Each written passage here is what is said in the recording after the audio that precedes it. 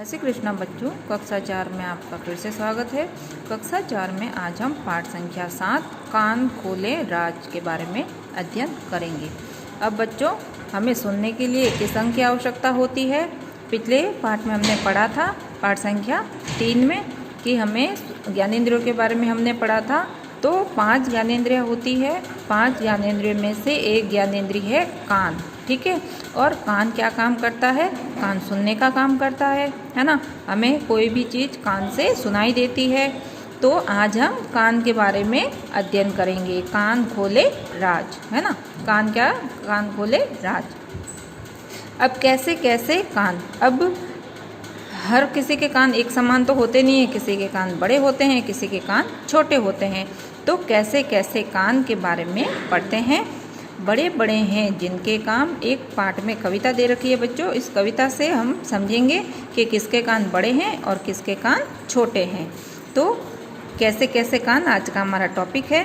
तो आइए कविता पढ़ते हैं। अब देखो बच्चों, आपको एक चित्र दिखाई दे रहा है। अब इस चित्र के आधार पे ही ये कविता हमें पढ़नी है और इससे पता चलेगा हमें कि किसके कान बड़े हैं, किसके कान छोटे हैं। बड़े बड़े हैं जिनके कान, हाथी दादा उनका नाम। अब कान बड़े किसके होते हैं? हाथी दादा के कान बड़े होते हैं, है ना। ये देखो चित्र में दिखाई दे रहा है आपको, हाथी दादा के कान कितने बड़े दिखाई दे रहे हैं। तो बड़े बड़े हैं जिनके कान, हाथी दादा उनका नाम। लंबी टांगे गर्दन लंबी, पर छोटे से ऊंट के कान। अब टांगे ऊंट की कैसे होती है? लंबी होती है, और गर्दन भी लंबी होती है जिराफ की जैसी। पर कान कैसे होते हैं? छोटे छोटे होते हैं। तो हाथी दादा के तो कान हैं बड़े और ऊंट के कान हैं छोटे। तो लंबी टांगे लंबी, गर्दन लंबी, पर छोटे से ऊंट के कान। तो ऊंट के कान कैसे हो गए? छोटे हो गए। ये देखो ऊंट के कान दिखाई दे रहे हैं छोटे से, है ना। छोटा सा खरगोश उछलकर खड़े दिखाता अपने कान। खरगोश क्या करता है? जंगल में उछलता कूदता रहता है ना, इधर से उधर उछलता रहता है और लंबी छलांगे लगाता रहता है। तो छोटा सा खरगोश, खरगोश कैसा है? छोटा सा है।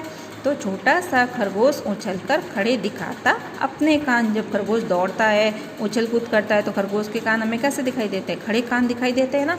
अब ये देखिए चित्र में आपको खरगोश के कान कैसे दिखाई दे रहे हैं? खड़े दिखाई दे रहे हैं ना, एकदम खड़े।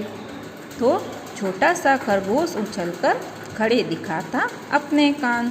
चौकन्ना रहता वो हरदम, कुत्ता खोले रहता कान। अब सबसे चौकन्ना जानवर कौन सा होता है बच्चों? कुत्ता, है ना। कुत्ता क्या करता है? चोरों से हमारी रक्षा करता है। जब भी उसे कुछ अनहोनी का पता होता है तो उसके कान फट से खड़े हो जाते हैं और वो फट से भौंकना शुरू कर देता है। तो चौकन्ना रहता वो हरदम, कुत्ता खोले रखता कान। अब देखो बच्चों, कुत्ता दिखाई दे रहा है आपको, है ना। कुत्ता क्या करता है? एकदम चौकन्ना रहता है हर वक्त।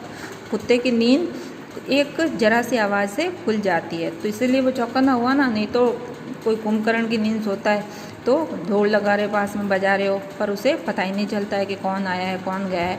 मगर कुत्ता एक ऐसा जानवर है जो थोड़ी सी आवाज़ से ही वो पता लगा लेता है कि मेरे पास से कोई गुजर रहा है या कुछ होने वाला है। तो चौकन्ना रहता वो हरदम, कुत्ता खोले रखता कान। कुत्ते के कान हमेशा खुले ही रहते हैं क्योंकि वो बहुत कम सोता है। हिरण दौड़ कुचाले भरता, ऊंचे रखता अपने कान।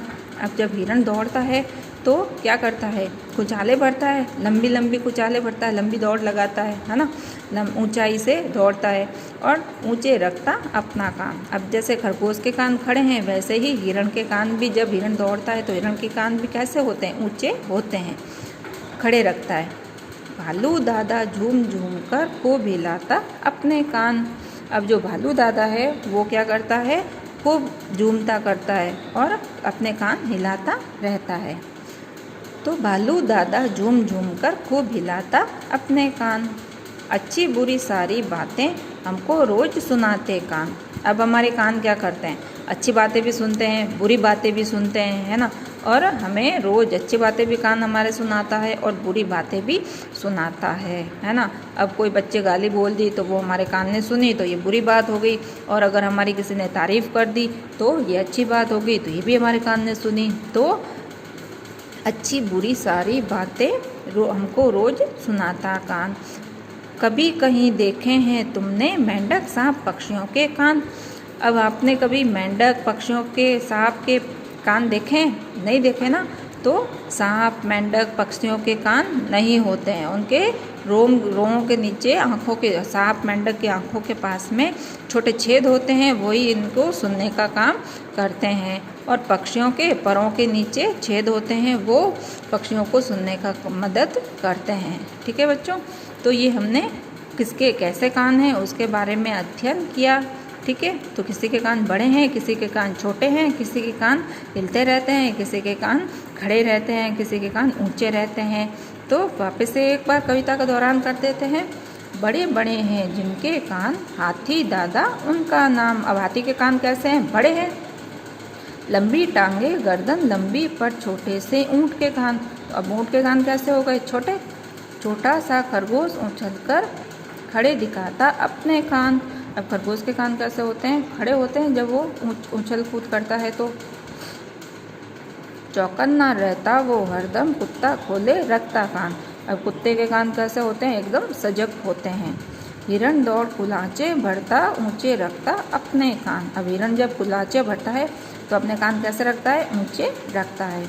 भालू दादा झूम झूम कर खूब हिलाता अपने कान। अच्छी बुरी सारी बातें हमको रोज़ सुनाते कान। अब हमें रोज़ अच्छी बातें भी सुनने को मिलती है और बुरी बातें भी सुनने को मिलती है। अब कान हमें सारी बातें बताते हैं, अच्छी और बुरी दोनों तरह की बातें हमें बताते हैं। कभी कहीं देखे हैं तुमने मेंढक सांप पक्षियों के कान। ठीक है बच्चा, इस कविता को आपको याद करना है और सुंदर राइटिंग में कॉपी में लिखना भी है। जय श्री कृष्ण।